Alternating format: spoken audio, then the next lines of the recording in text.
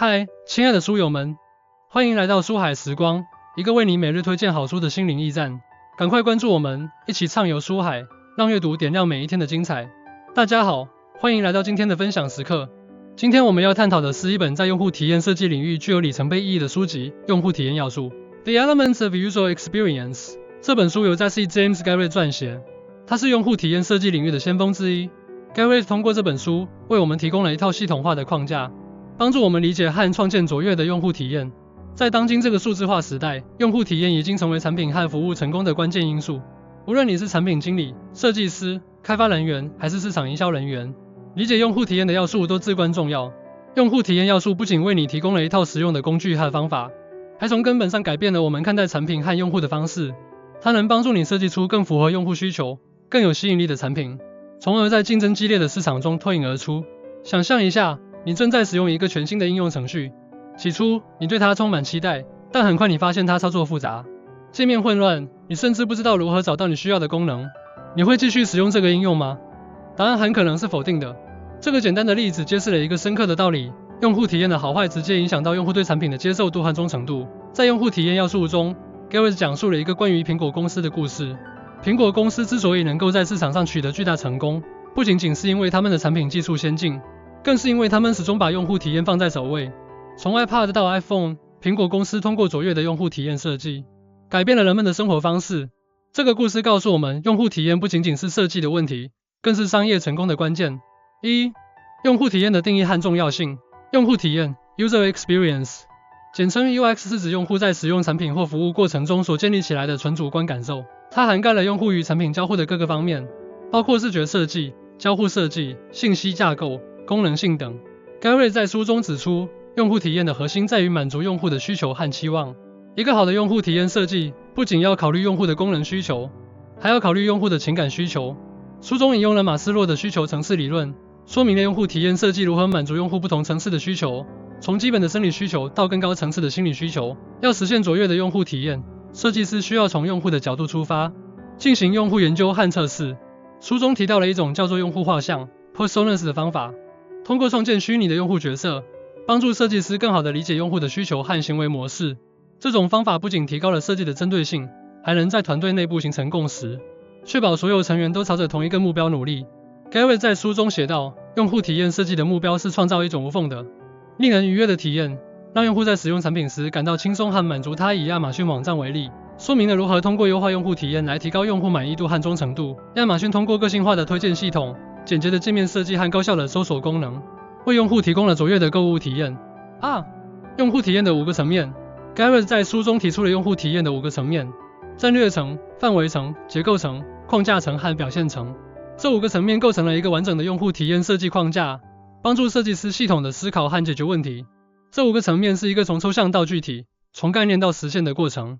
战略层关注的是产品的目标和用户的需求，范围层确定产品需要具备的功能和内容，结构层设计产品的信息架构和交互流程，框架层构建产品的界面布局和导航系统，表现层则关注产品的视觉设计和最终呈现。在实际应用中，这5个层面帮助设计师有条不紊地进行设计工作。例如，在战略层，设计师需要进行用户调研和市场分析，明确产品的目标和用户的需求。在范围层，设计师需要确定产品的功能需求和内容需求，制定详细的产品规格说明书。Garrett 在书中强调，每个层面都是建立在前一个层面的基础上的。前一个层面的决策会影响到后一个层面的设计。他以一个电子商务网站为例，说明了如何通过这5个层面来设计和优化用户体验。通过明确战略层的商业目标和用户需求，范围层的功能需求，结构层的导航系统，框架层的界面布局，以及表现层的视觉设计，最终实现了一个高效、用户友好的电子商务平台。3. 用户研究的重要性。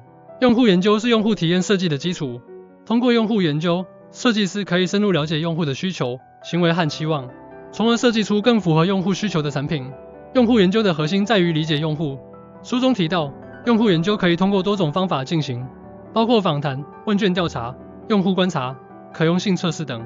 这些方法帮助设计师收集用户数据，分析用户行为模式，最终形成对用户的深刻理解。在实际应用中，用户研究可以帮助设计师识别用户的需求和痛点。例如，通过访谈和问卷调查，设计师可以了解用户对产品的期望和不满。通过用户观察和可用性测试，设计师可以观察用户在实际使用产品时的行为和反应，从而发现潜在的问题和改进点。Gary 在书中写道，用户研究是用户体验设计的基石，没有深入的用户研究，设计就如同在黑暗中摸索。他以一个移动应用程序为例，说明了用户研究的重要性。通过用户研究，设计师发现用户在使用应用程序时遇到了导航困难的问题，从而及时调整了设计，解决了用户的问题，提高了用户满意度。4. 可用性测试的作用。可用性测试是评估产品用户体验的重要方法。通过可用性测试，设计师可以发现产品在使用过程中存在的问题，并及时进行改进。可用性测试的核心在于观察用户在实际使用产品时的行为和反应。书中提到，可用性测试可以通过多种方式进行，包括实验室测试、远程测试、重测等。这些方法帮助设计师收集用户反馈，分析用户行为模式，最终形成对产品的全面评估。在实际应用中，可用性测试可以帮助设计师识别产品在使用过程中存在的问题。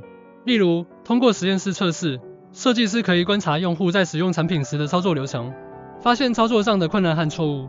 通过远程测试和重测，设计师可以收集大量用户的反馈，了解用户对产品的整体评价和改进建议。Gary 在书中写道，可用性测试是发现产品问题的有效途径。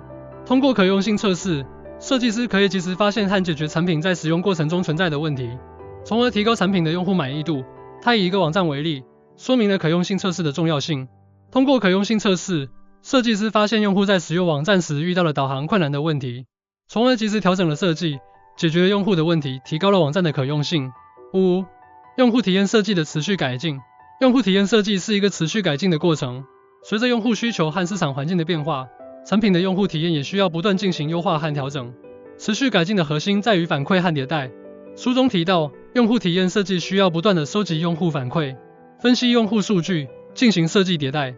通过持续的改进，设计师可以保持产品的竞争力，满足用户不断变化的需求。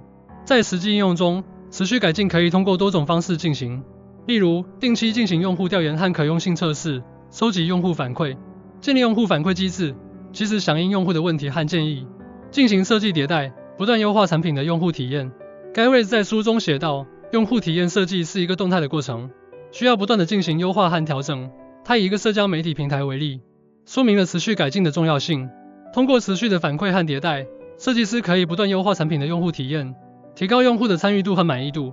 通过今天的分享，我们了解了用户体验要素的核心内容和主要价值。Gary 的这本书为我们提供了一套系统化的框架，帮助我们理解和创建卓越的用户体验。从用户研究到可用性测试，从战略层到表现层，这本书为我们提供了丰富的理论知识和实用的方法工具。如果你希望提升产品的用户体验，如果你希望在竞争激烈的市场中脱颖而出，那么用户体验要素是一本必读的书籍。我鼓励大家认真阅读这本书，并将书中的理念和方法应用到实际工作中。相信通过不断的实践和努力，你一定能够设计出更符合用户需求、更有吸引力的产品。记住，用户体验不仅仅是设计的问题，更是商业成功的关键。正如 Gary 所说，用户体验设计的目标是创造一种无缝的、令人愉悦的体验，让用户在使用产品时感到轻松和满足。让我们一起努力，为用户创造更美好的体验，为企业创造更大的价值。谢谢大家的聆听，希望今天的分享能够对你们有所帮助。如果你们有任何问题或想法，欢迎随时与我交流。让我们一起在用户体验设计的道路上不断前行，创造出更美好的未来。